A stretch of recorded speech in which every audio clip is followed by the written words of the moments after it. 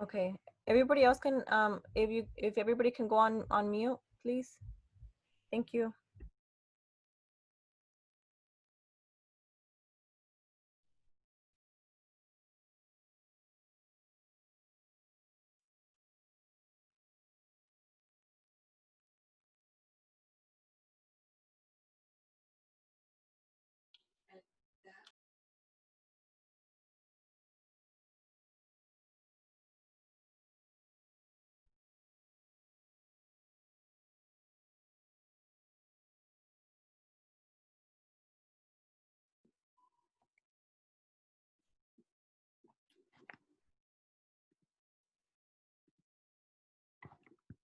So, hi everybody, welcome. We're just waiting for folks to log in. If at this time I can ask folks to take off their video. Everybody, if you can take off your video, that way we can have our presenters at the front, please and thank you.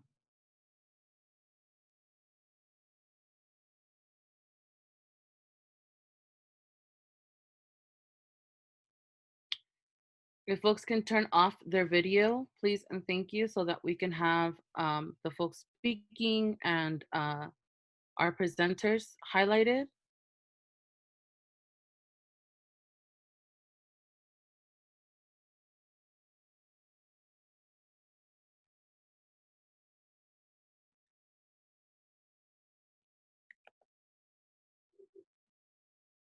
Hi, all. Welcome.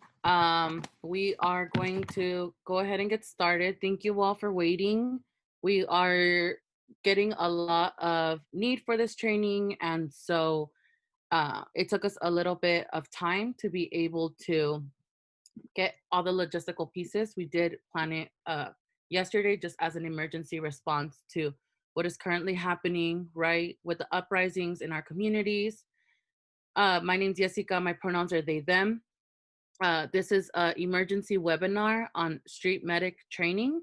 The goal of the training is to have our communities prepared to be able to respond when we are out in the streets and as we are facing state violence, particularly by policing and like heavily militarization.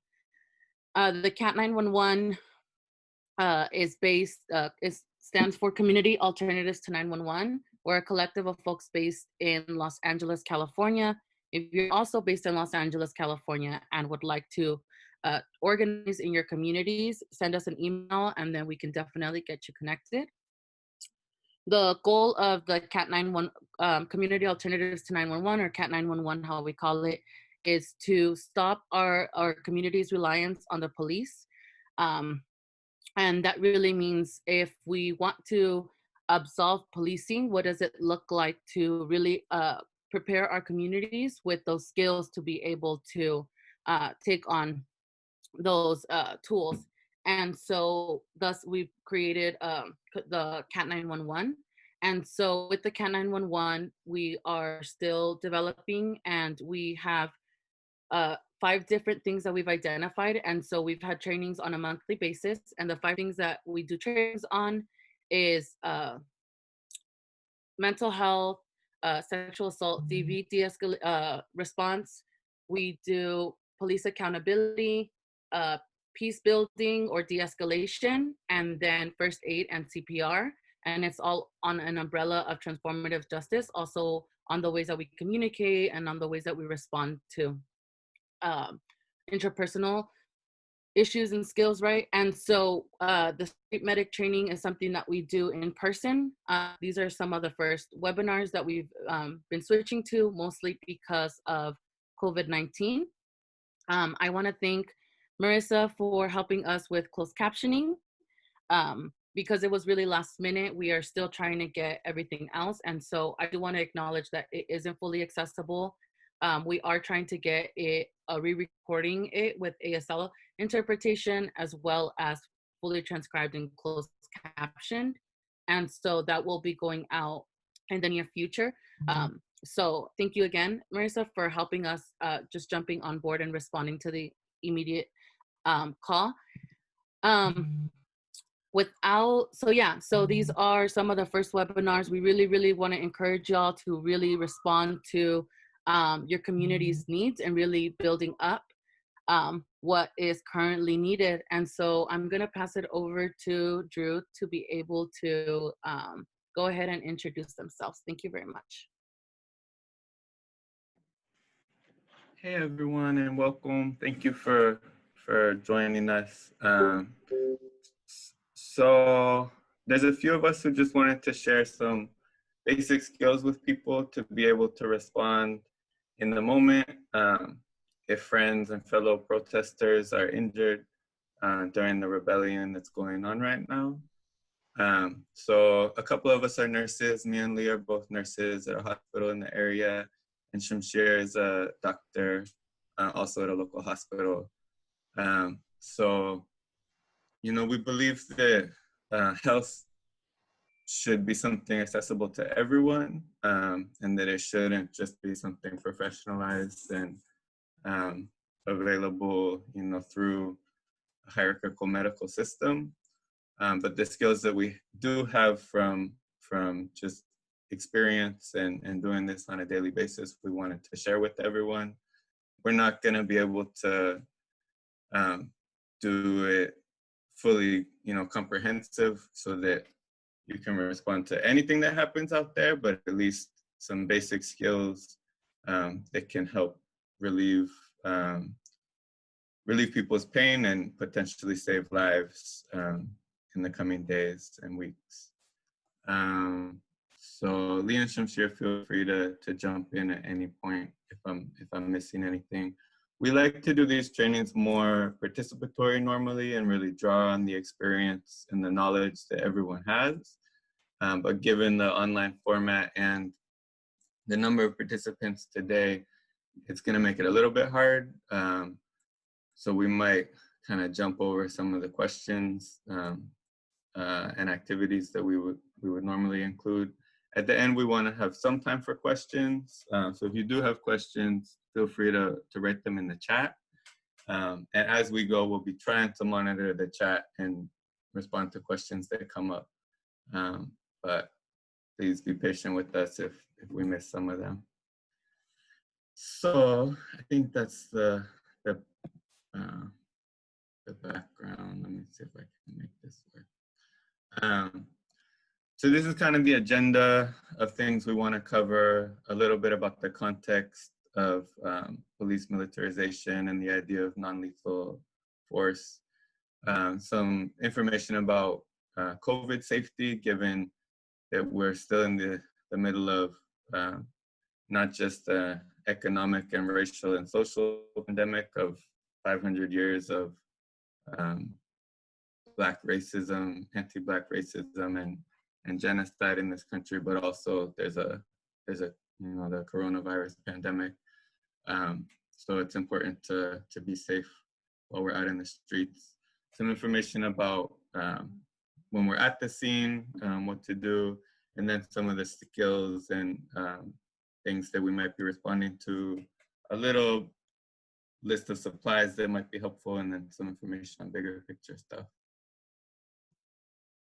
So I think Shamshir, if you're down to talk a little more about the idea of less than lethal force. Yeah, sure. Thanks, Andrew. Yeah, thanks for the organizers for kind of creating this opportunity. I just wanted to open up a little bit with, I mean, people may have been out to protest already and already experienced firsthand kind of the militarization of the domestic police, and then we have the National Guard. And I think it's important before we kind of get into the treatment or care for individual people to think a bit about the context and how we got to this moment, because I think we can take it for granted that things have always been this way, or kind of assume that things have always been this way. So I really want to touch on some of or in this presentation, we're going to touch on some of the weapons that are being used out there by the police. And then I just want to start with the background of where they came from. So the first idea you'll hear on the news is that police, law enforcement are using non-lethal weapons, which is a misnomer. it's actually, you know, even in the technical wording has become less than lethal, but what we know is that oftentimes these weapons that are being used can be lethal. And you're seeing individuals, police, and using equipment that was designed for wars and interventions in other countries. And the background for that is, you know, going back, I mean, there's a lot to it, but going back to interventions in Somalia and some other places, there was a push to, during these interventions, to develop weapons that were less lethal because it was to try to preserve or save face of the military or the intervention at place. And when those interventions ended, there was things like the LA uprising here in the United States. And at the same time, there was a loss of a business market abroad. So really there was a push from the manufacturers of these devices and oftentimes military officials to make profits off of these technologies. And with that came the 1033 program, which was part of, I think, like the National Defense Authorization Act back in 1990, which for the first time really allowed the military to transfer the equipment that they were using in foreign wars to state and local police departments. And with that, you start to see the militarization of domestic police and some of the weapons that we're going to talk about today. This became, you know, front and center during the events in Ferguson and the uprising there. There was a lot of blowback on the Obama administration to undo this, and some parts of it were undone at that time. And but unfortunately, with the current administration, with the Trump administration, they went back on that, and now we kind of have gone back to this free flow of equipment and arms and technologies from the military to domestic police forces. So I'm not a historian, and people probably know a lot more about it than I do, but I just wanted to kind of set the context for why we're seeing what we're seeing on the streets these days. I can kind of go through this one as well. So what we want to do is, before we get into the actual treatments and interventions we can do on the streets, I just want to break down the different categories. So impact weapons, self-explanatory, really just like billy sticks, batons, things to hit individuals with. Chemical weapons. If we have time, we'll get into this category that's called electronic control devices, which is basically tasers. And then there's some other stuff in there that we may or may not be able to get to.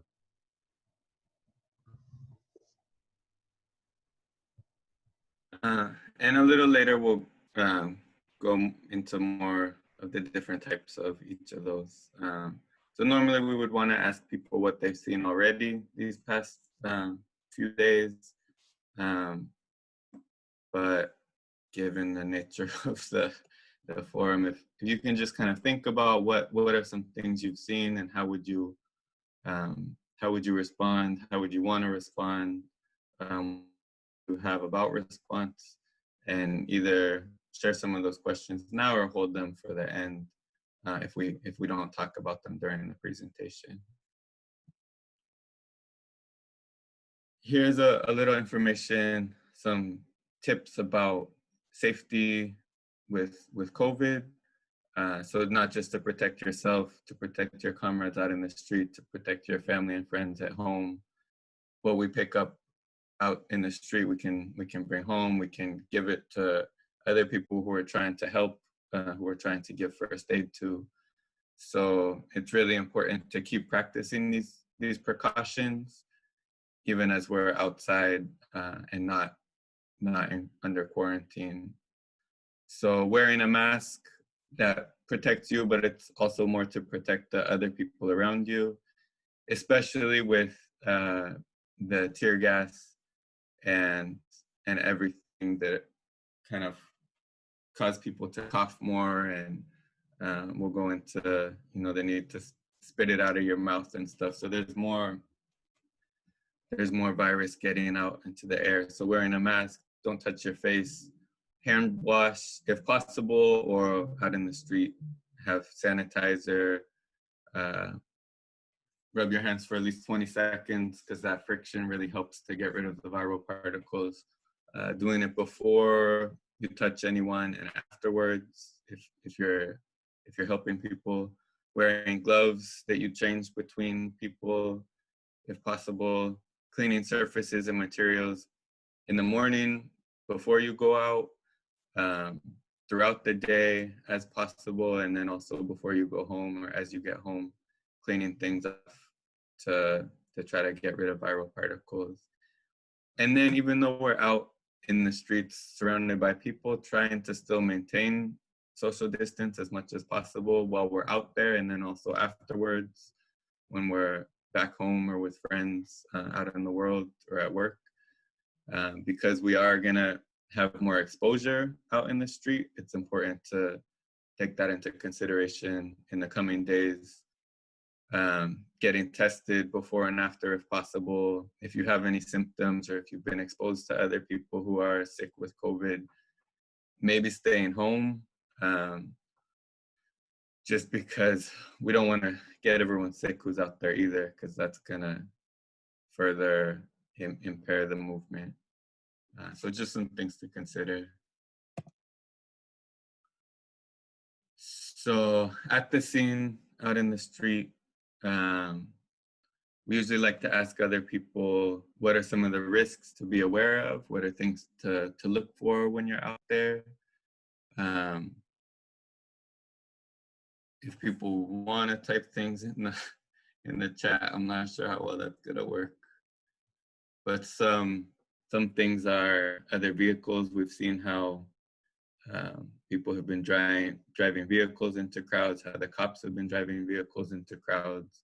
So really, before you respond to anything, looking around for risks to yourself and to other people, to be able to, you don't want to get injured because for yourself and for your loved ones, but also then you won't be able to help out, and you want to try to help other people avoid dangers as much as possible. Also, obviously, risks from the police, like batons and stun grenades, tear gas, pepper spray, rubber bullets, all of that. Are there other things you guys can think of, Lee Shamshir, to really be aware of, keep your eyes and ears open for when you're out there before you respond? I think that covers it well. I think just, taking a moment before, we kind of talk about this in different emergency settings as well. Just take a moment before you kind of rush in to help, especially when there's things like if there may be blood, or if there may be sharp objects, or if there may be, chemicals in the area. You just want to take that into account and maybe do what you need to do to protect yourself. That extra moment can go a long way.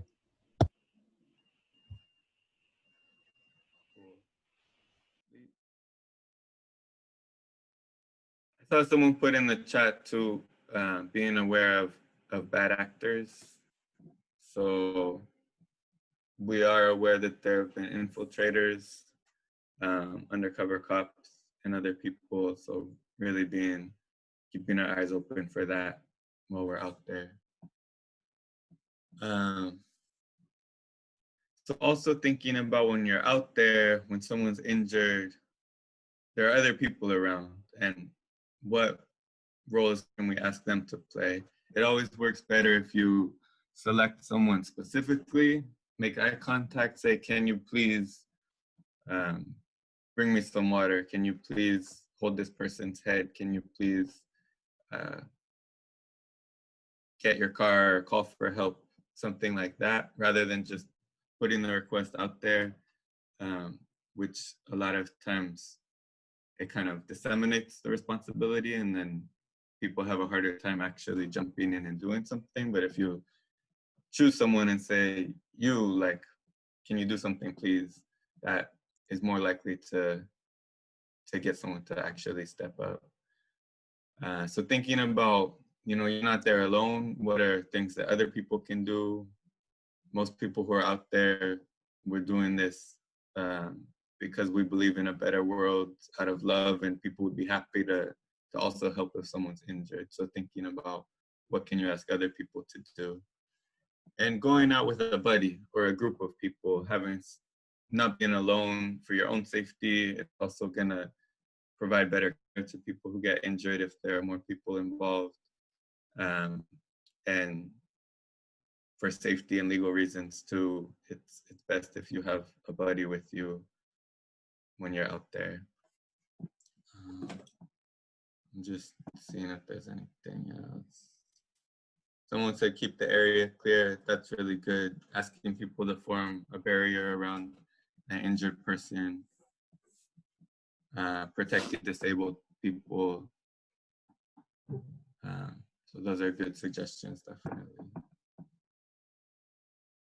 Someone had asked about what to do when you approach someone. So here's some basic suggestions that we've drawn from presentations that people have developed and from some of our own experiences. So really, when you approach someone, introducing yourself, I'm Andrew, I'd like to help you. You know, I see that you look injured. Can I help you? Because they're another human being, and a lot of times, at least for medical professionals, it can happen where we approach people kind of as a situation or as a problem to solve, but not as another human being who's suffering and who we want to connect to and help to relieve that suffering. Definitely asking for consent. If the person is conscious, asking them if they want help, what they would like to have happen. Don't touch them before you ask, may I touch you? May I check your leg to see if it's broken? May I help irrigate your eyes from the tear gas? So asking if they want us to call emergency services, if they have any concerns about calling 911. Sometimes the situation will be beyond our skills, so it will be important to get emergency responders out there, but asking the person before if possible, and checking in with them throughout the process, involving them because it's their own body. We're just trying to give a hand.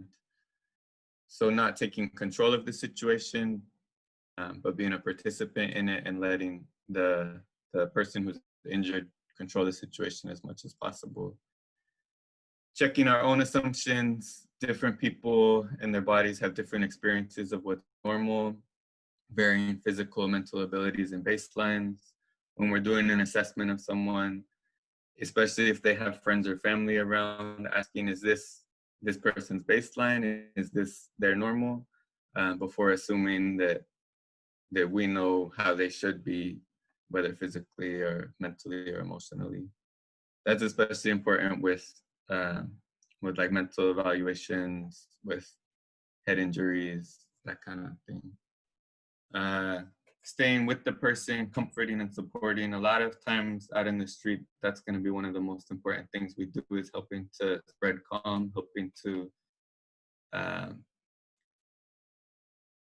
help people cope with the injury, with being tear gassed, with being hit with a rubber bullet or spraining their ankle or something. And then if EMT or emergency services do show up, we can help to advocate for them if the person wants it. We can also ask people, is anyone here with you? Do you want us to call anyone and let them know that you're injured, let them know what's happening? If the police come, do you have any concerns? Is there anything that you want us to support with in that regard? Do you want us to do anything with your belongings if things happen? Just checking the notes. Yes, exposure, heat stroke, dehydration. We're gonna get a little bit into that later too.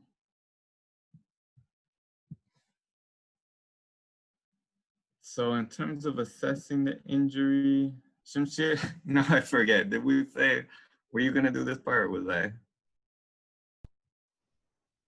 How you doing, man? We'll take, you want to take it or you want me to go? I feel like I've been talking a lot.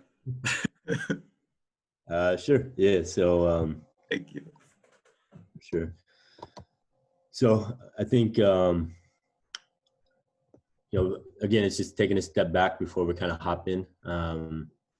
I think oftentimes, there's certain things, just human nature that attract and draw our eyes. For instance, if there's blood, if something, for instance, something fell on somebody, we have a tend, our eyes, our focus is drawn to that. But there may be other things that are relevant. So take a step back again, see if there's any chemicals in the area, see if there's anything that can pose you harm. But then also take a step back and see if there's anything else going on. The person may be holding their ankle, but they may be, have blood coming from some other site.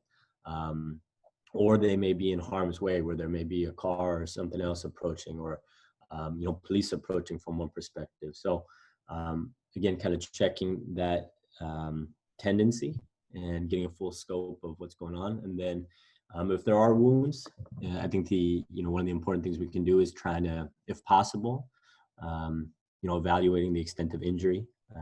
And again, like Andrew was saying, to the extent that someone's comfortable exposing the area that's affected, obviously recognizing we're in a public space, but sometimes through clothing, it's really hard to get an appreciation of what's actually going on. We're going to talk about things like rubber bullets and bean bags and things like this that aren't necessarily penetrating, meaning that they don't go into the skin or tear holes in things, but they can cause a lot of damage. And sometimes you can't appreciate the extent of that damage without exposing that particular area. And similarly, things like seeing bones in a wound, bleeding, really just trying to assess the scope of injury.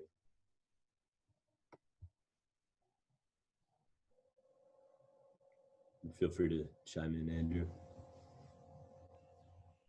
Well, I just want to add something also. So a lot of us don't think about this, but I feel like, especially if we are out there with the intention of helping, our first instinct when we see that someone is injured is that we want to help. But we need to make sure that we're safe. And I know for some of my friends that I personally know, they get very squeamish with blood. So just make sure, if you know this about yourself, make sure to avoid passing out, because that means that now we have to take care of 2 people instead of 1.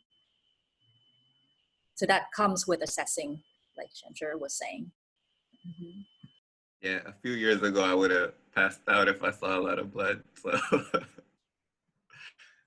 this slide isn't showing, is it? Can you guys see the pictures? No. No.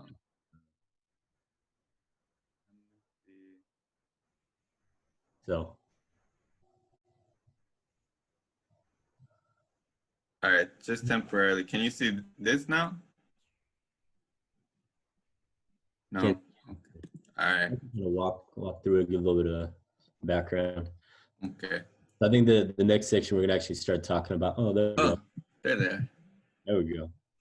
So we're actually gonna talk about some of the different categories of weapons that the police are really using to kind of like brutally push back on protests, both basically all sorts of protests. So the first category is impact weapons, and we hear this term beanbag gun, and it's hard to imagine what it actually is. So here's a few things that people come to mind, different types of beanbags, and oftentimes it's portrayed that way. You got like a hacky sack, you got like a toy beanbag, you got whatever that is in letter C, and then the reality is a beanbag is that thing that on the bottom right corner. It comes in different forms, but essentially what's happening is, if you go to the next slide, Andrew, it's that bottom picture where you actually have a metallic cartridge that houses something that's filled with beans or beads or something along those lines. And what we found is that, in beanbags, they did a study at the county hospital downtown. They looked at like 100 beanbag injuries, and there was one person who died. There was, people who lost their eyes. There was cases where the beanbag cartridges, the whole cartridge, entered, someone's chest, and they had to go to the operating room. So especially at close distances, it can be very damaging.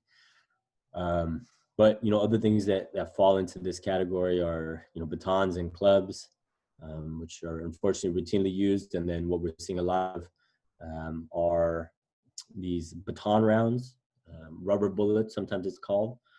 But they also have other things like wooden bullets, lead bullets, basically just things that are not metal bullets. And I think if we go to the next slide, really the important thing to recognize with all of these is that at close distances, they can cause a lot of damage. And even at further distances, they can cause, permanent and lasting injuries. They looked at, I think someone did this study from 1990, I think, I did 20 years, I think, and they looked at protests and uprisings where rubber bullets were used. I think they saw something like almost 2,000 cases that they looked back on. And there was, I can't remember the exact numbers now, but close to 100 deaths. And there was the number of people with long-term injuries was 53 deaths and about 300 individuals that suffered permanent disability. And we particularly see permanent disability when it's sensitive areas that are affected. So injuries to the eyes, injuries to the head and neck, injuries to the genital regions. So we have to be particularly concerned in those cases. What we refer to here, the A, B, C's, and D's, is something that, it's a little bit more of a medical speak. So I apologize for that, but this goes back to kind of how we basically we should be thinking about kind of evaluating every individual who's injured. The A refers to kind of their airway. And this is basically, is if they have any damage to their mouth, are they able to talk, to communicate, or is there something that's blocking their airway or causing damage to their airway? And if there is, then, thinking about, is there anything we can do to address it? Yes, no. If there, something's in their mouth or there's blood in their mouth, can we move them over, reposition them to open up their airway? In unfortunate circumstances, if the person's not conscious or they're vomiting, again, what can we do to help open up their airway? Because really that's the thing that's going to cause them to, have really, die or have permanent problems, is if their things are blocking the airway. The B here. And oh, go ahead. Sensei, could I just interrupt for one moment? We didn't include it in this presentation, but what's called the recovery position is where you kind of help someone lie on their side, so that if they do vomit or have any secretions or anything that's blocking their airway here, they won't inhale it. They won't aspirate it into their lungs. So you kind of put them on their side so that if they cough it up, it'll come out of the mouth and won't go back down into the lungs. So that's true for seizures too. If someone's having a seizure, get them on their side instead of being on their back. So I just wanted to share that as a way to help protect the airway. Thanks, Andrew. And I think Elijah shared a link there as well, kind of showing what that looks like. So thank you. Just to kind of run through the rest of it. B is breathing. So again, another one of these branch points, if we kind of take a step back and, the person's not breathing, then this really becomes a moment where, this person needs to, probably needs to get to some medical services because they're in a bad state. C, so C refers to circulation, and this is kind of our blood flow, the circulation of blood in our body. And, we can share a link of places, where you can check circulation, but really it's, kind of in the wrist. You see, you kind of check your own pulse is a good place, kind of in the neck. You can kind of feel your pulse there.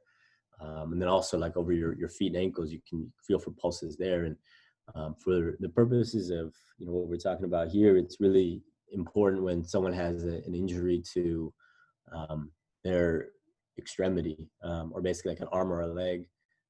If they have a broken bone, they were struck with an object, a bullet, rubber bullet, tear gas canister. It can be sometimes hard to find it, especially when there's a lot of things going on, a lot of anxiety, a lot of fear in that moment. But really, if you're not feeling a pulse in that extremity or in other places, then again, this becomes a moment where we're worried about blood loss and possibly permanent damage to that arm or leg, and warrants further evaluation at a hospital.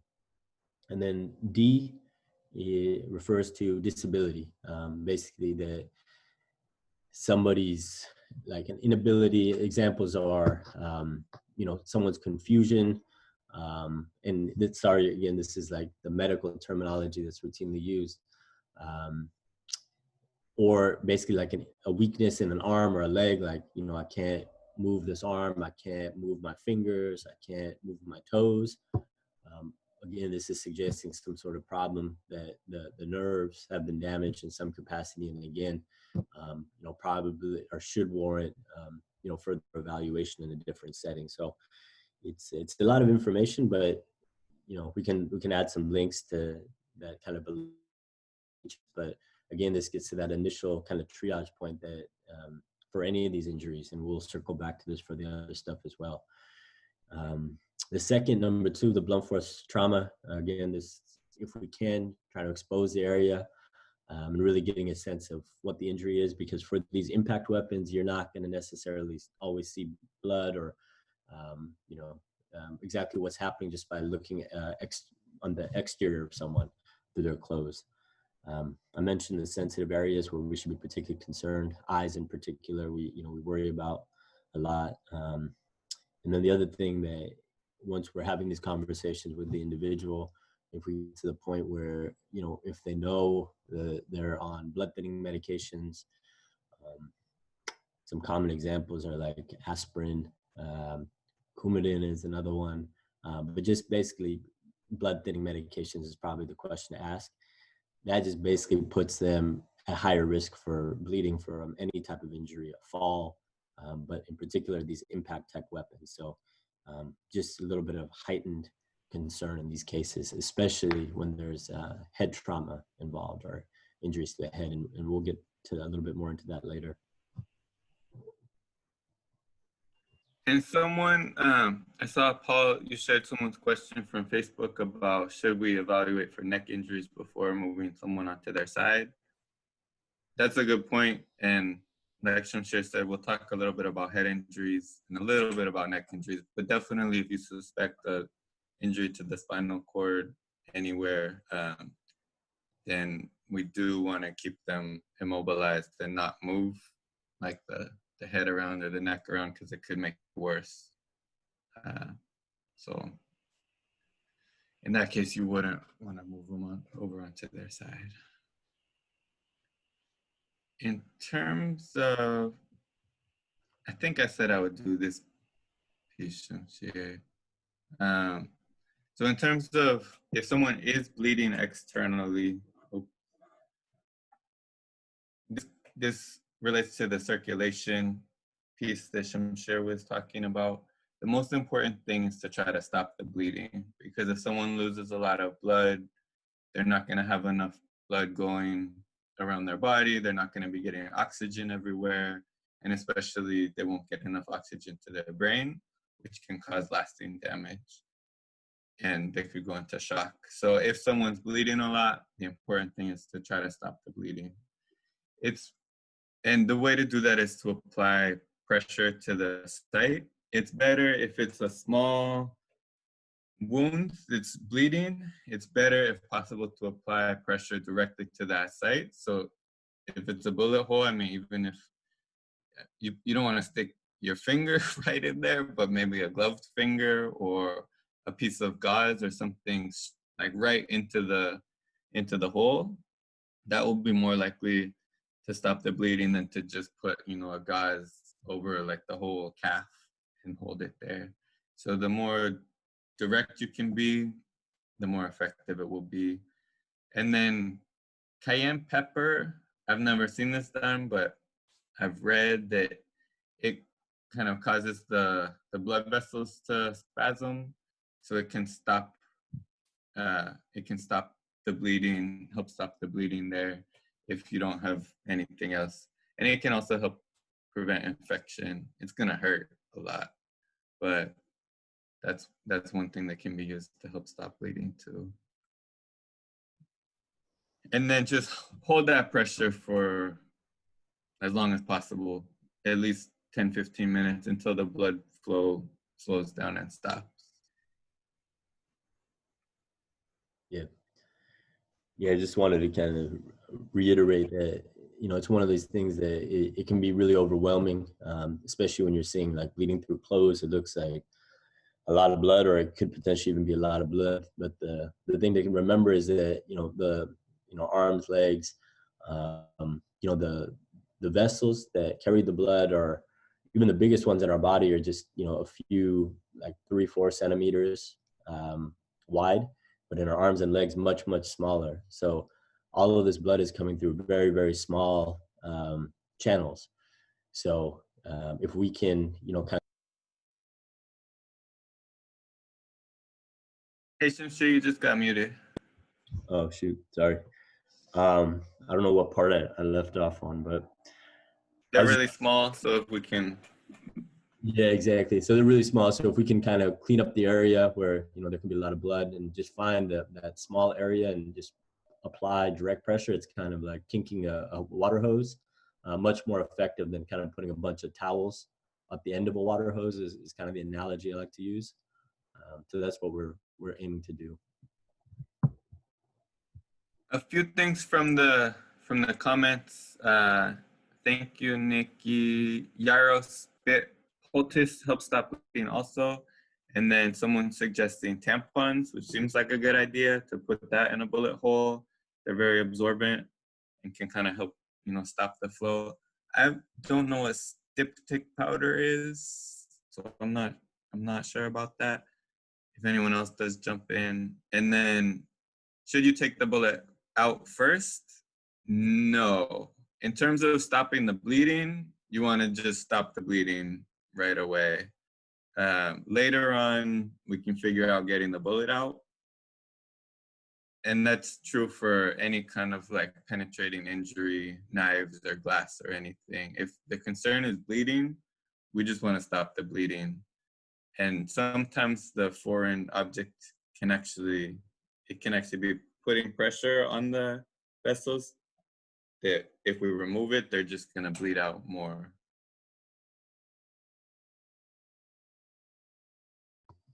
Yeah, just going back to the like the A, B, C's, and D's. So the bleeding is kind of falls in that category. So really just the thing that's going to cause the person problem in that moment or in the next few hours is the blood loss itself. So that's going to be priority, just as Andrew was saying. And then we can worry about infection and everything else later. Someone asked advice for people sensitive to seeing blood, how we can be calm enough to be of use. Like I said, I used to faint whenever I saw blood. So for me, just getting desensitized to it over time is what helped. I don't know if other people have other ideas. But Yeah, no, I agree. I think it's one of those things that if you know that about yourself, it may be, especially in a stressful moment like this, it may be a difficult time to, you know, kind of address it. But going back to what you know, folks were saying earlier, that you have people who are helping you, and I think the goal of this training is to provide some training to folks in this meeting, and then for people to share it with others. So if this happens, you may be the person that's most aware of this information. So you may be the one that's asking someone else to be safe, but see if they can expose it, and asking someone else to do that thing, which may be trying to apply direct pressure rather than you doing it yourself. Because again, you may be having your eyes on other things that are happening, or assessing, having a broader vantage point of how the individual is doing overall, and you're having someone else apply the direct pressure so you can attend to other things or direct other people to help you with other things. so I just realized they just helped me notice that these questions are being sent to me privately. If people can send them to the whole group, then everyone can can see the questions, and then everyone else can be monitoring them too. The other thing someone just pointed out is that we're at 11 o'clock already. So I think we're gonna keep it moving so that we can get to some of the other parts of the presentation.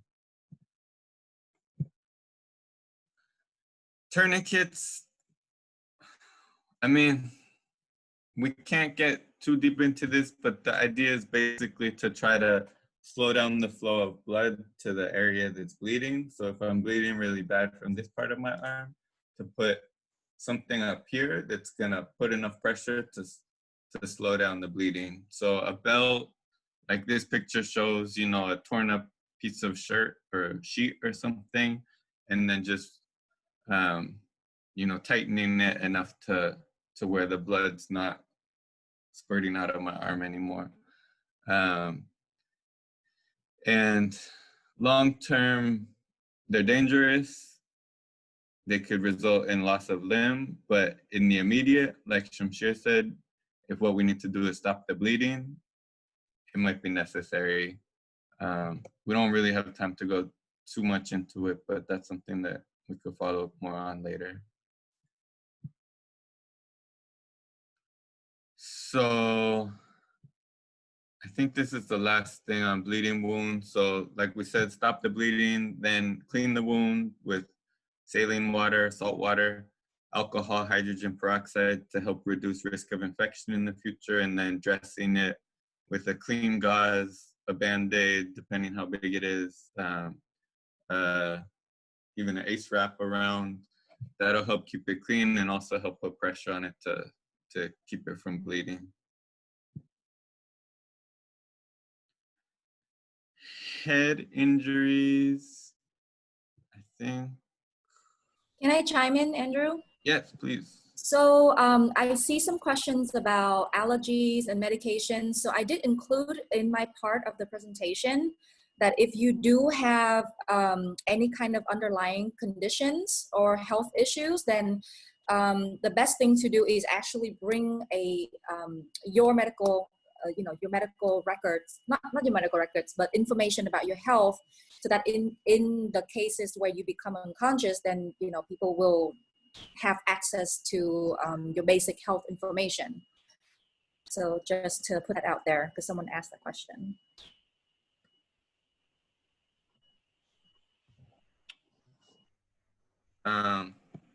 And I see some fact checking on the cayenne pepper.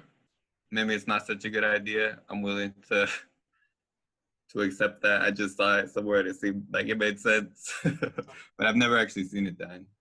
So maybe don't put cayenne pepper in someone's wound. Yeah, I mean, yeah, I think there's a lot of, kind of nuance to all of it. I think to keep it simple is, try to clean the area, visualize the area that's bleeding, and then applying direct pressure. And then people can add levels of detail on top of that, and happy to kind of provide additional information offline for anyone who's interested. But just for the sake of time, we'll move on to head injuries. So head injuries, it's kind of a complicated area. The reason we're concerned is obviously our brain's there. Kind of the challenging part of the head injury is that our skull is a hard space and our brain occupies most of that space. So if there's bleeding in that space, there really isn't much room. So what happens is the blood inside of our skull puts pressure on our brain, and that can lead to bad outcomes very quickly. And the best way to assess for this in the field is just getting a sense of the person's, their mental status, or in other words, how they're processing information, how they're communicating information. The first real branch point is, are they alert and awake? And this goes back to our A, B's, and C's, and the D's. So if they're not breathing, if there's something blocking their airway, if they're not moving things, then this really makes us concerned in the setting of a head injury. If those things look okay, but then we move on to, again, as Andrew was saying, first thing we want to do is engage and talk to the person. And if they can't answer kind of these questions that give us a sense of their orientation and their awareness of the setting, including your name, where you are, Do you know what happened? Things like that, what year it is. You know, it makes us more concerned that this is a serious head injury. And I think the kind of nuance in this is that people can have concussions where they can be confused for a moment of time and then recover afterward. But I think for the purpose of this conversation, if they're confused or seem out of it, it should make us immediately more concerned and focus on getting this person out of harm's way and to further medical evaluation. Because it's really hard to tell. Oftentimes people can be confused for hours or even beyond that with a concussion. So it's in the field, we don't really have a good way of distinguishing the two. So we should be concerned. And same thing, you know, there can be, in addition to confusion and disorientation, they can have things like going back to the disability part, just sense of I can't feel my arm, I can't feel my leg, I'm getting numbness, tingling in different parts of my body. Again, it can be a number of things, but in the context of head injury, we have to take it seriously.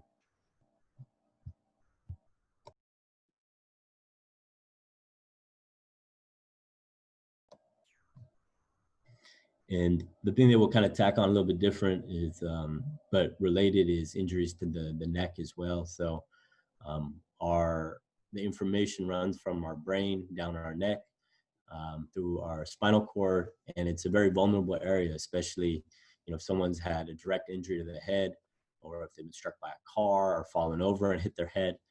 In addition to the, you know, bleeding in the brain, we worry about injuries to our neck and spinal cord.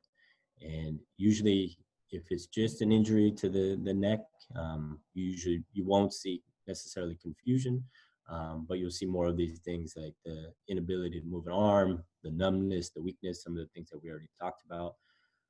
But as Andrew mentioned, if you're getting any of this when you're initially talking to the person and evaluating what they're feeling, what they're going through, what their injuries are, you immediately want to be concerned about any movements of the individual. And if at all possible, trying to limit the movements of someone. Oftentimes, you know, if it's a dangerous kind of setting, we focus on getting that person out of that environment. But we just have to be doubly cautious in these cases to make sure that they don't move their neck, because the bones that are normally there to kind of stabilize things may be disrupted. So again, doing whatever you can to limit the movement of that individual. And it may be that, you know, this is a case if there's the police there or, you know, the paramedics have come, whoever else, they may not be clued into, you know, this is what you're concerned about. So again, being able to relay this information and making sure that the person isn't jostled around, because that can really worsen any injury that may exist.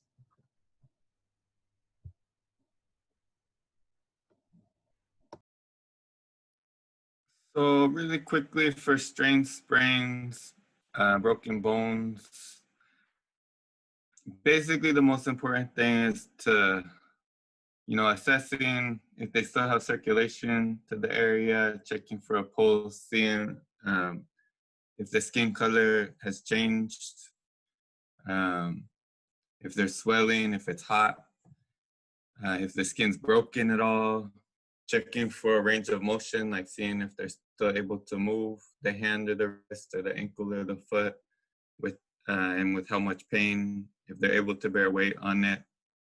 And then the mnemonic that is often used is RICE. So in terms of like really quick treatment to help reduce swelling and also pain, resting, immobilizing the joint or the extremity. So if someone needs to get out of there, you know, helping get them out. There's probably not going to be crutches lying around, so a couple people helping carry them out, or, you know, their arms around your shoulders. Immobilizing, if possible, with the splint or wrap, but we don't have too much time to go into that. But really just kind of trying to keep them from moving it too much. Putting ice not for too long, so for 20 minutes on and 20 minutes off. If you leave the ice on for too long, it can start to decrease the circulation to the area. So trying to alternate putting it on and taking it off. Compressing helps also to reduce inflammation, to reduce swelling. So you can wrap it up with the ACE bandage, starting kind of further away from the heart, from the rest of the body, and wrapping towards the body, up. And then elevating whatever area is strained or sprained will also help. It helps get the blood to flow back towards the rest of the body and helps reduce swelling and pain. So those are just some kind of basic things that we can do if someone sprains or strains something out in the street. So just remembering rice. And then Tylenol, ibuprofen for pain relief, and it also helps decrease swelling. I have read that we're not covered under Good Samaritan laws if we're giving out medications, even if they're over-the-counter medications. I know Good Samaritan laws differ a little bit from place to place, but it's good to be cautious, or at least to know that you might be putting yourself at risk if you're giving out pills to people, even if they're just Tylenol or something. I don't know if people have other information on that. Andrew, can you talk a little bit about what Good Samaritan laws are? Yes. Really quickly, they're basically just laws that protect you if you're going into a situation with good intentions, if you're doing what a reasonable person would do in the situation and doing your best to help another person, then you should be protected under the law, even if something goes wrong. But if you have any kind of self-interest or bad intentions, if you're doing something that really doesn't make sense or could put the person in harm in a reckless way, or if you have medical training and you're doing something outside of your training, outside of your scope of practice, or outside of what you should know can help this person, then you might not be covered legally and you could be sued for harming the person. That's like a super basic explanation. I think of the state, it's different state to state. Like Andrew was saying, California, it's fairly protective in the sense that I wouldn't, I think everyone who's in this conversation is here because they want to support people and help people. And I think, efforts to do that protect you. So, yeah, I think put in the little chat kind of what the actual kind of wording of the law is. You can see it's pretty open in terms of supporting people who are trying to do the right thing.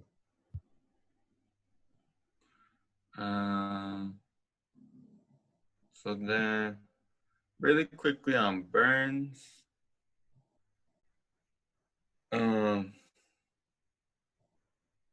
Which can happen in numerous ways, but you wanna, if it's a minor burn, wash it with cool water and soap. You can put aloe, honey, neosporin on it, a clean bandage, keep it clean to help prevent infection, and drink plenty of fluids. One of the major risks with burns are infection, and then if it's very big, people can lose a lot of fluid from the burn. Burns kind of draw fluid to them, so very quickly someone can go into shock from losing too much blood with burns. So this is for more minor burns. There might be, it might be red, there might be some little blisters, but the skin's not really broken. There's not exposed tissue underneath the burn, whether whitish or charred. It's not a really large area. A large area, like larger than someone's arm, basically, but like anywhere on the body. If it all adds up to larger than that surface area, then they could start losing a lot of fluids. If it wraps around an extremity anywhere, that's also really dangerous. Burns to face, neck, genitals, hands, feet. For any of those kinds of burns, we should just wrap it up and get them to the hospital to help avoid shock, basically. Can I get clarification on the use of aloe, honey, or neosporin on burns? Because I think some of the more recent research that came out show that you shouldn't be putting any substances on the wounds. But is that do you guys know anything more updated about that? Shamshir, chime in. Yeah, I mean, I think it's I think there's probably like two parts of it. There's what happens kind of on the scene in that immediate moment, and I think in that moment, the washing, irrigating is probably, it's not probably necessary, but cool water may help in terms of cleaning it and then also making the individual feel better. Like Andrew was saying, the biggest kind of problem we run into with a lot of burns is infection, because if you think about it, the skin is the barrier that keeps the bacteria out of our body, and that is disrupted when we have a burn. So not in that immediate moment, but in the days and weeks that follow, there's the things like antimicrobial stuff, like neosporin, which is basically like an antibiotic, it can be used. It's not necessary. It's just kind of keeping it clean and open. I'm not sure about the kind of the honey. It may be, and then I think the aloe can have some soothing effects as well. But I think probably the biggest thing to tell the individual after that immediate moment is that, just keeping an eye on signs of infection. If it's getting more red, more painful, into the, kind of like the next day, if they get fevers, that type of thing, then, those are all signs of infection. But as people are mentioning, that honey has antibacterial properties. So, yeah.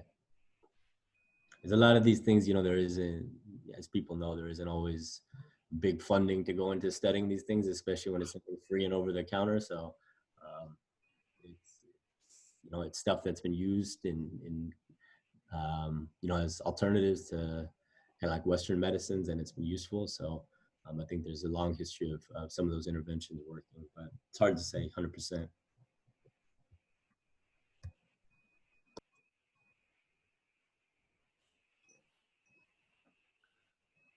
So on to chemical weapons. Okay, do you want me to take over, Andrew? Sure.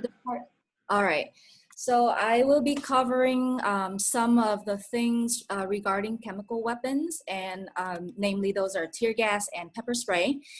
How to prepare yourself going into protest, what to do during the protest if you do come into these substances, and how to decontaminate after you leave the event.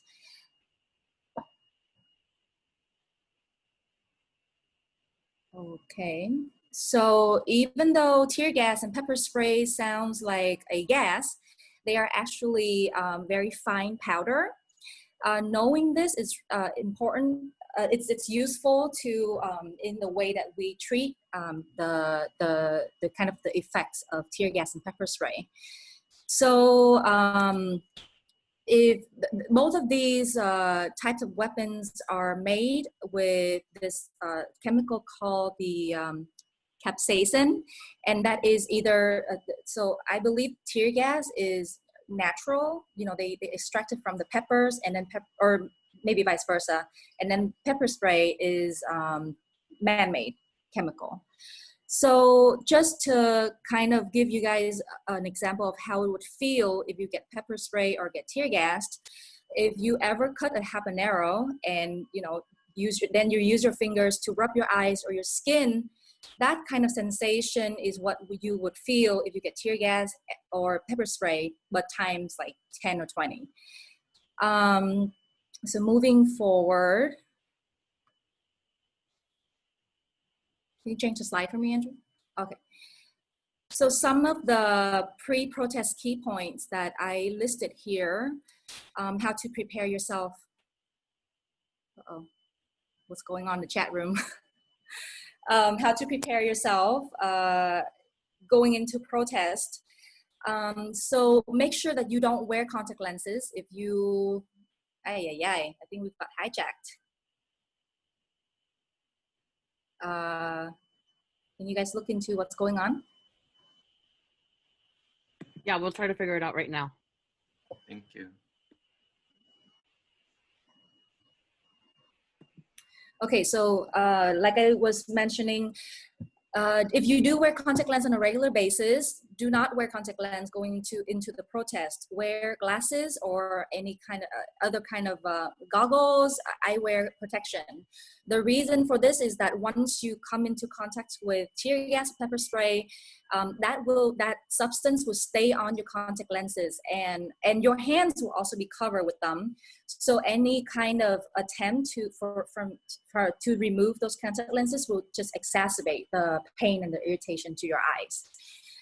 Also, the tear gas and pepper spray will stick onto any kind of oil-based products. So try to limit wearing makeup and lotion, any kind of oil on your body, especially on your face, because once you come into contact and you sweat, then it will just bring those chemicals back into your eyes.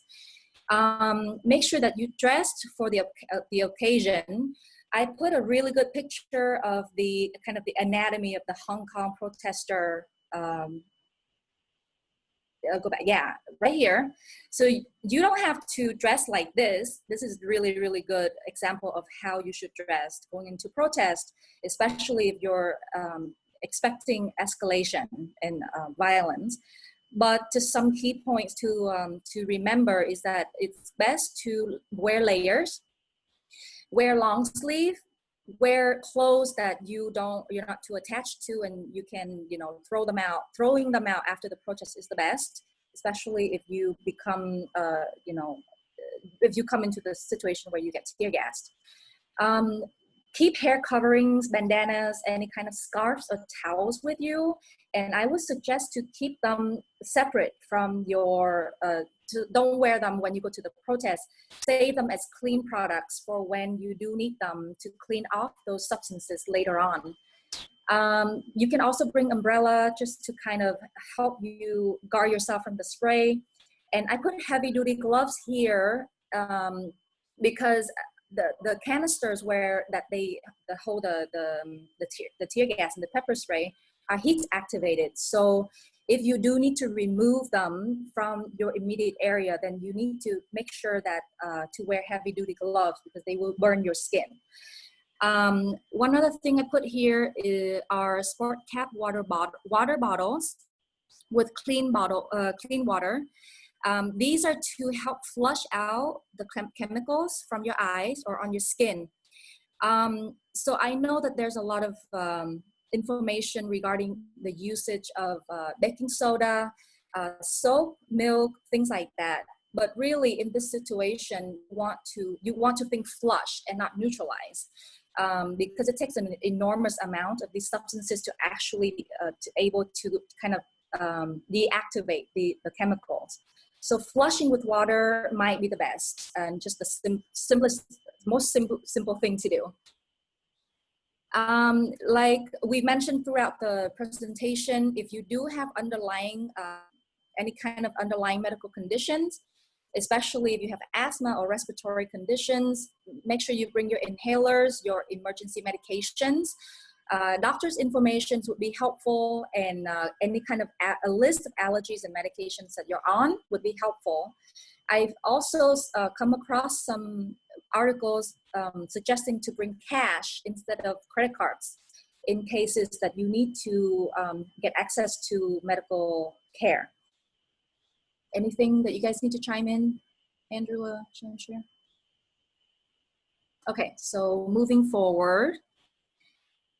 So the pepper spray and the tear gas, what they do to you is that they are an irritant, and they will bring on irritation and pain to any body tissue that they come into contact with.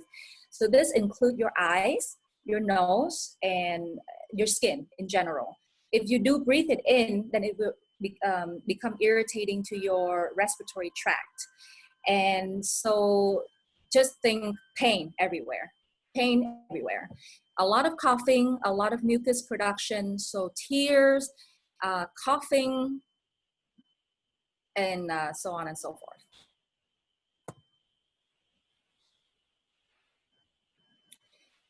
All right, so I went over the preparation going into the events. So now you are at the protest and you get tear gas. What do? The most, I kind of purposefully put this into the do nots and do's, just to kind of making it very clear for everyone. So the first thing, and probably the most important thing that you can do for yourself and your fellow protesters is do not panic, remain calm. This will allow you to be able to come up with a clear exit plan, and also to assess your situation and know how to help yourself and others. So once you are calm, you need to find what's I'm looking for? You need to find a clear area without tear gas. So go away from the tear gas. Just kind of be aware of your surroundings and know where the wind is blowing, and also always try to go against the wind. Do not touch your eyes, your face, your skin. So this goes with the COVID situation. So you should be, right by now, you should be very familiar and a professional with not touching your face, your eyes, your skin. Do not run if you cannot see, because if you start to run without knowing where you're going, you might actually go into the cloud of tear gas, and that's going to make the situation worse. So like I said, calm, have a clear plan of exit, and then slowly move toward clean air. And also, like I mentioned before, the gas canisters are heat activated, so they are extremely hot. Do not pick them up. Do not pick them up. I know some websites said, pick them up, retaliate. Don't do that. You're gonna sustain burns, and that's gonna be worse. So what can you do to help yourself immediately after coming into contact with these substances? Walk into fresh air, facing the wind, number one. Once you are in a clear area, using those sport cap water bottles that I mentioned previously, or any kind of clean water source that you get. Flush your eyes, flush your nose with nasal saline if you have them available, and make sure you spit out and blow your nose as much as you can. Also, once you are in the clear, if there is a wind coming, that is good. You can start flapping your arms around. That is to help loosen the substances on your skin and actually flush them away from your skin and your body. Finally, one last thing that I want to mention is that the chemical will stay in your hair. So this is a good time to get those clean cloth out, whatever you have, scarves, bandanas, t-shirts, clean towels. Wrap your head and your forehead with those items, and then also you can use the clean ones to wipe your skin off, and that will help immediately with the sensation of burning and pain. All right, so these are just some simple steps to show you how to flush your eyes correctly and to prevent them from going back into your eyes. Make sure that whoever you're helping is lower on a lower surface than you. So you can have them doing that by kneeling, sitting, or hunch over. Have them tilt their head to the side, and then whoever is helping that person can then start flushing their eyes with water. The best thing to do is that you want to be able to flush all the surfaces of your eyeballs. So if that means you have to stabilize their eyelids to help keep that open, then that's what you want to do. Make sure though, because just for general hygiene purposes, that whoever is helping keep the eyes open should sanitize their hands before doing so. And then make sure that when you flush, you're doing it in a way that you're not flushing the chemical into the other side of your eyes, because that's just bringing the contamination to the other side. And then repeat with the other side.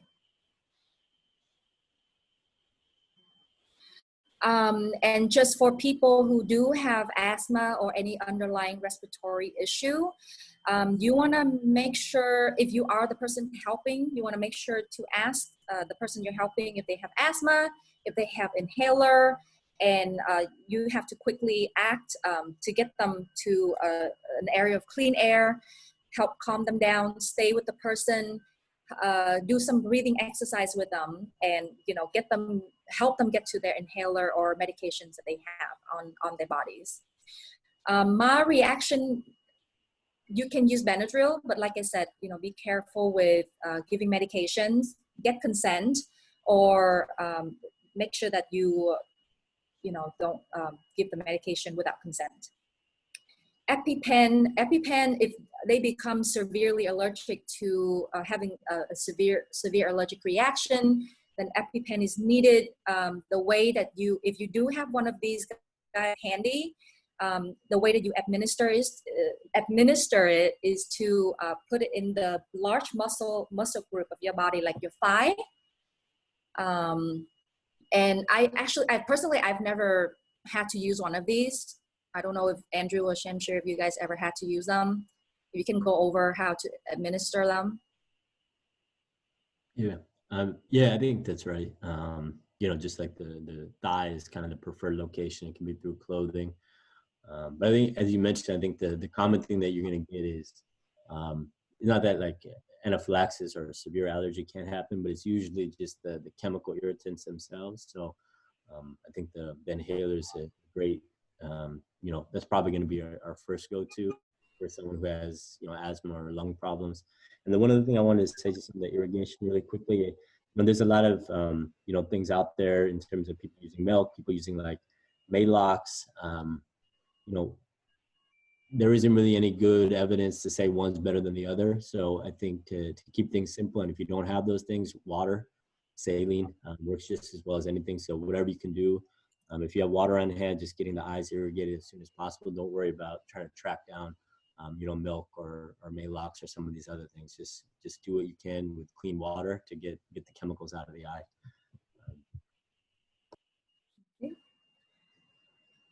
I'm just sharing. Casey sent a good video, but since chat's disabled right now because of those Zoom bombers, I'm just sharing it for them. A video with some information on tear gas attack. So I just sent it. Andrew, this is Ellie. Somebody on the Instagram Live is asking if folks can have allergic reactions to tear gas. I think just like with any other substances, you can have a allergic reaction, just depending on your medical condition. These substances, these weapons are made out of the stuff that you have in peppers. So if you are allergic to peppers, then most likely then you will have the allergic reaction to that chemical. Do you guys have anything to add to that? No, I think that's right. People can have allergies to anything. Exactly. For simplicity's sake, just to think that, it's the irritants and the chemical is causing that, making your eyes, your lungs inflamed as number one, number two, number three. And then, beyond that, it's possible it could be allergy as well. But to keep things simple, just think of it that way. Mm-hmm. So now once you are, yes. One last thing, Lee, sorry. Someone just shared something about once we use the EpiPen, it's important to get the person to the nearest hospital as quickly as possible, just to make sure, because the EpiPen's only kind of temporary, so to make sure that they don't go back into anaphylactic shock. So I just shared that from them. Yeah, thank you for bringing that up. That's a good point. So I will go over decontamination. So it's important that anything that on your body, anything that you're wearing that has already been contaminated with either tear gas or pepper spray, they will remain on those items until they are absolutely clean. So the best thing to do is to throw them away if you are able to avoid contaminating your either your car, if you're going to be driving in your car again, or any kind of household items, your furniture in your home. Especially if you have pets. I have a dog and a cat. I would not want them to, I wouldn't risk, bringing that stuff home to my pets. So just have a bag handy. You can remove your clothes, and then make sure that you either clean them before reusing them or having them into contact with your other belongings, or throw them out away entirely. And then the first thing that you should do when you get home is to decon your body. And the first thing that you should wash is actually your hair, because you don't want to risk getting the chemical from the shower to your hair down to the rest of your body again. So if you have someone to help you wash your hair while you're lying down to avoid contaminating the rest of your face and your body, that would be best. Or you can just tilt your head over and wash with soap and clean water. Once that is done, then you can go ahead and wash the rest of your body. Oh, and then my last point, just tie into my first bullet point there. Anything to add? No, we are at 11:35. We're pretty much done. There's a little bit about tasers that I think if other people are okay. I just want to say one quick thing on the tasers. Yeah. So the only thing to... Hey, this is Jessica. I would just say too, because we started late, to go ahead and continue and go through, just because it's also going to be recording rather than rushing through. If you all as presenters are down to continue going, I would just say to continue going. Oh, someone just sent me a private message regarding showering with warm water. So this is for Kira Cummins. So you should, whatever water you use, it should be as cold as you can tolerate, because the heat is going to reactivate the capsaicin that is in the tear gas and the pepper spray. So cool water is the key. Just want to add that. Mm-hmm. Yeah, so I'll just go through this quickly. I mean, tasers, we've seen it, it's become largely because this is a company that makes a lot of money off of selling their equipment. We've seen it expand everywhere in police use. It kind of gets its name from this cute kind of background in terms of this story, but if you don't mind flipping to the next slide, Andrew. There's really a couple of kinds, and I put this in there not to like make light of it, but just that how mainstream media and it's portrayed in different settings as if it's just kind of like thing that it doesn't cause any problems. We know that the information out there has been limited by the company that makes it, and we know that people do die from taser injuries, especially when they have other medical issues going on, or they have injuries after being tased. So it's not something to take lightly. The ones that the police use are like the ones shown in the animation above, where it actually shoots these two barbs connected by a wire. And then after it sticks in an individual, they can kind of press that trigger, and it causes the muscles to contract, which is how it kind of incapacitates someone. I just want to put this on there so people can see what the actual taser barb looks like. So if you wanted to remove it, it's not a fish hook like on the left. It's the thing on the right. So you can see it's got a very small notch in it, which what sticks in the body. So important things to remember is that once you're away from the police person or whoever discharged it, it's no longer charged, so you can touch it. What you basically want to do, the best way to get it out, and if someone came to the hospital, what would happen is you kind of do a quick pull. It's painful, but it's really the only way to get it out. So a quick, firm pull, directly kind of 90 degrees or perpendicular to the skin, just to get that barb out is the way to go about it. And whether or not to take someone to the hospital or not, if the person's completely back to normal and they just kind of have pain at that site, and they don't really they're otherwise pretty healthy, no heart problems or anything like that, they don't need to go to a hospital. If the person's obviously still having issues, they're unconscious, they've got other things going on, then obviously they need further medical care. But if it's just the taser and you're able to get it out of the skin, then they don't necessarily need further medical evaluation. So that's all I had on that. But you guys can feel free to chime in. Someone in the chat had said that in New York, the cops are using a lot of tasers right now on protesters. Yeah, it's unfortunately become very, very routine and indiscriminate in use.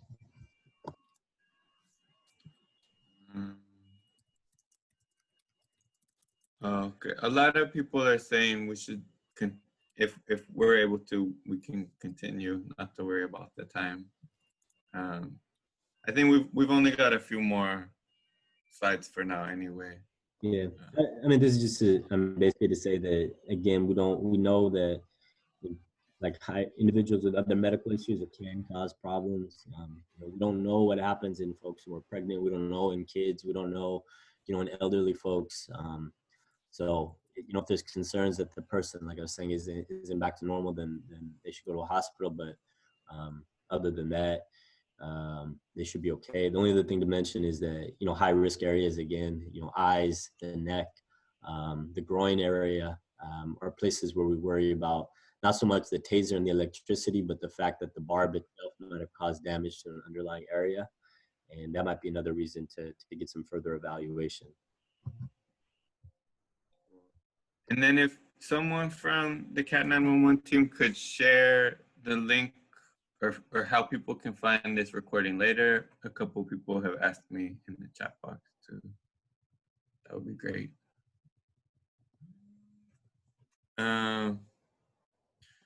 So this is kind of like a really big umbrella area of things that we can help support people through during the police repression. Panic attacks, fainting, heat fatigue, heat stroke. A lot of them have sort of similar responses in some ways of trying to help maintain calm, trying to help the person breathe deeply, trying to help them, come back to a state where they can feel a little more calm and able to respond in the situation and be safe. So panic attacks, sometimes having someone breathe in and out into a paper bag or through a straw will help them get oxygen enough and kind of focus on the breathing in a way that can help calm them down. A lot of times if someone's in a panic attack, they're not going to be able to do any kind of guided meditation. Fainting, really trying to be cautious about someone falling and hitting their head and having a head injury. So trying to help guide them down to the ground if possible when they faint, or if someone's feeling like they're about to faint, helping them to sit down, putting your head between your legs, breathing deeply, that can help. Some sugar, something sweet, some juice or candy or something can help. Some water. And heat fatigue and heat stroke, I think it's going to be in the 90s today out there. So trying to help people get shade if they're feeling hot, drinking plenty of fluids, cold water, liquids that have electrolytes in them, coconut water, Gatorade, that kind of thing. Just fanning people, helping to cool them down from the outside, that'll help too. Do you guys have other points on any of these?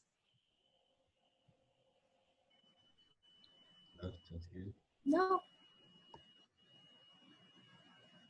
Oh, in the chat, someone's saying paper bag is not recommended anymore, just the breathing. Okay, I hadn't heard that. I also just got a question regarding how to carry supplies, because apparently in Las Vegas, they just banned backpacks and strollers. So that's a good question.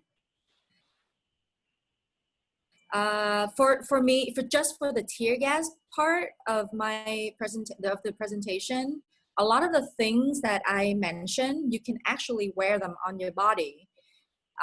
So, you know, just layers and yeah, towels, clean towel, t-shirts, things like that. You can maybe put in your pockets, goggles you can wear, head coverings you can wear. But yeah, that is crazy that they banned backpacks. Someone just said fanny packs on here too. Backpacks are good, yeah. Cargo pants, nurse scrubs. We've got lots of There we pockets. Someone else just shared that in their experience with panic attacks, bending over so your head's below your knees, washing with cold water over your head and neck, that can help you feel calmer, help get out of the panic state. I just wanted to apologize, guys. I got to drop off, but again, appreciate the time and space to talk about these things, and I'm open to kind of answering other questions. So I think the coordinators have my contact, but Andrew and Mike are at home. Thank you, Shamshir. Good luck at work. And see you out in the streets later. Thank you, guys. Yeah. Thank you. Bye. Few more questions. If you have ice, it snaps you out of a panic attack. Ice in the mouth, ice cube in the mouth can help. Those are some good points. I don't know what just happened. It stopped my presentation. But I think it's just one more. Oh, there it is. Can you see that? Yeah, good. Good, Andrew. So just a couple more things. Some signs that we need to get someone to the hospital or get emergency services in as soon as possible. If someone becomes unresponsive, if they're not breathing or working really hard to breathe, head injuries with someone becoming more confused, less responsive, any signs of spinal cord injury like we talked about before, falls from more than 20 feet, or if someone's younger or older, from more than 10 feet. Suspected bone fractures, people will probably need hospital services. A wound that won't stop bleeding or with foreign material in it, like glass or bullets or something. Uncontrolled major bleeding. Cool, pale, sweaty skin could mean that they don't have enough blood, that they're losing too much blood and might go into shock. Gunshot wounds, penetrating stab wounds, especially between the neck and groin. There's a lot of organs in here, so that's really dangerous. Like we talked about before, significant burns, especially to the face, hands, or groin, abdominal pain, tenderness. You could potentially be bleeding inside. And in the back, if your kidneys are damaged, you could be bleeding internally. They've got a lot of blood, so that's always a risk. Pedestrians or cyclists hit by cars. And then here's a list of some basic supplies that we've found and have heard from other people are useful to have with you if you're going out and wanting to offer help. So some protection for yourself. I had included Red Cross, but I saw multiple people post in the comments that the cops have actually been targeting medics, so that it might be better to not identify yourself as someone supporting with medical care.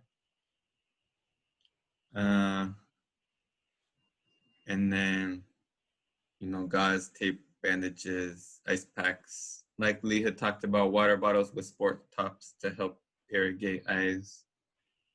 Mixing some water with baby shampoo or milk or Maalox. People had asked which one works best. Like Shamshir said, there's studies showing different things. The most important thing is just to irrigate the eyes as much as possible.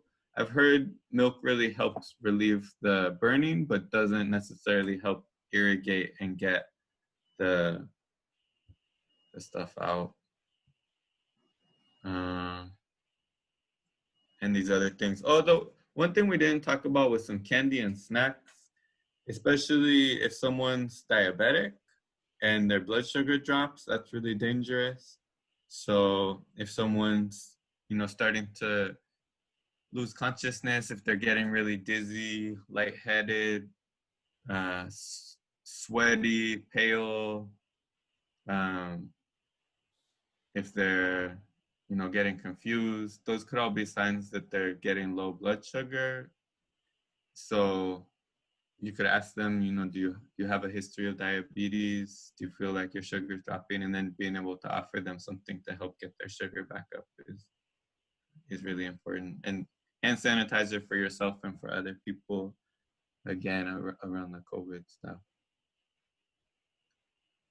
And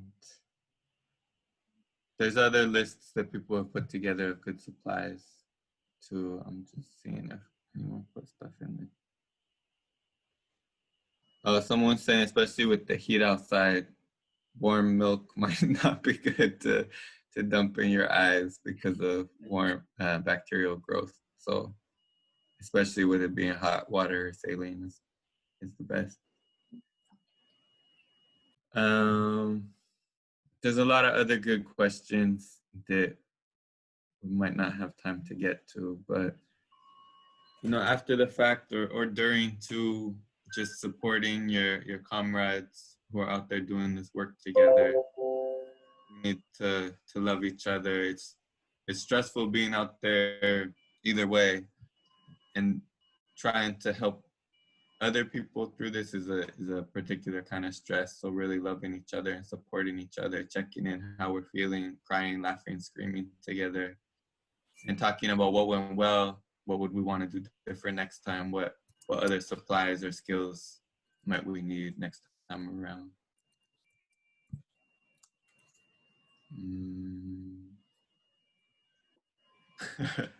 Thanks, Lee. Anything else you want to add right now, Lee? No, I think that was very comprehensive. I feel like this was really good information, but also was overwhelming, probably, especially if you don't have any, training in first aid or healthcare. So I just want to make a point that, you can always prepare yourself. Knowledge is power, right? So you can always go back to these slides and review of what to do in the situation. But if you are in a situation and you become very nervous, you feel like you can't help, that's okay too. Like, give yourself that break and know that, just by you being there, you are having like an extra pairs of hands, right? You are helpful. So don't put that for people that have never been in a situation where they have to respond to these kind of first aid situation. Don't be easy on yourself. Like, don't be too hard on yourself. Yeah. Definitely.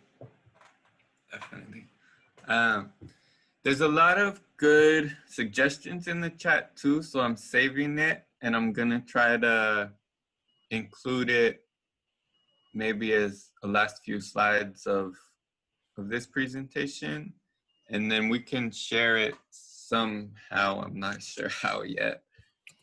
Maybe. Well, this is a Google presentation, so we could always make like a public link to share to people. I think that's possible. And then I also, before I forget, Andrew, we should incorporate the comments that people, the feedback that people send, especially around practices that are not current or updated anymore, and just kind of clean up the slides a little bit. Yeah. Definitely.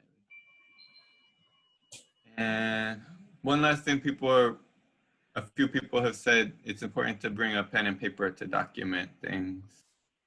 Sometimes, especially for legal cases about the police repression, if the person wants it to be documented, to be able to have that evidence to write down names and assessments and times and places and all of that, and give them your contact information so that in the future we can try to hold the cops accountable in their own courtrooms.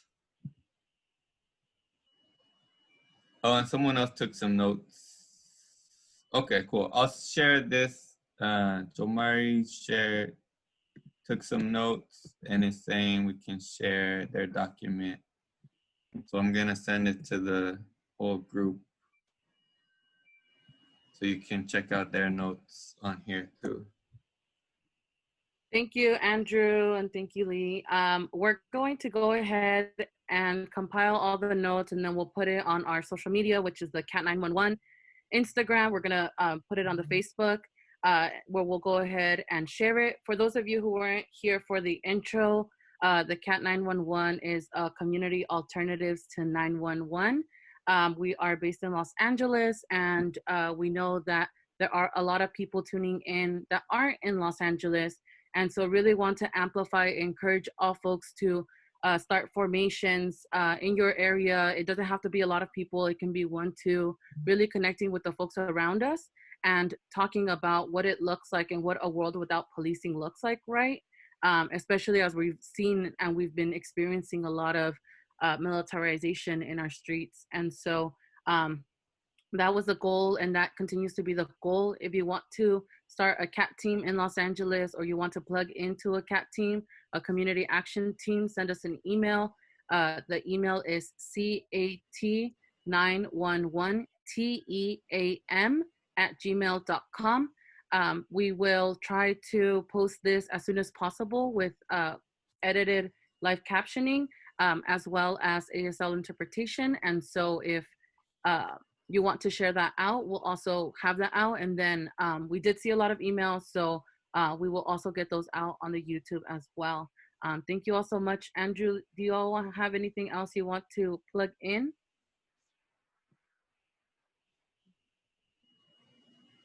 I don't think so. These last slides were just from a previous presentation thinking about what would community health look like? What would a health system that really centers all of us as human beings and doesn't centralize knowledge, but allows us all to be healthy and happy, you know, and really helps nurture us as full human beings. So one example was from the Zapatistas, what they're doing. So we had just included some slides there, and then from the Black Panther Party too. So this will all be in the presentation that we'll share. We're not gonna go over it right now. But yeah, thank you to Lee and Shamshir for all of your beautiful knowledge. And thank you to everyone else who is sharing your knowledge and experiences in the chat. We're sorry it couldn't be more interactive, and we're sorry about those assholes who were messing everything up. Someone just privately asked me to repeat the email and I didn't catch it either. So do you, I think was it Jessica? Yeah, I can say it. It's cat911team@gmail.com. Spelled out, it's CAT911TEAM@gmail.com.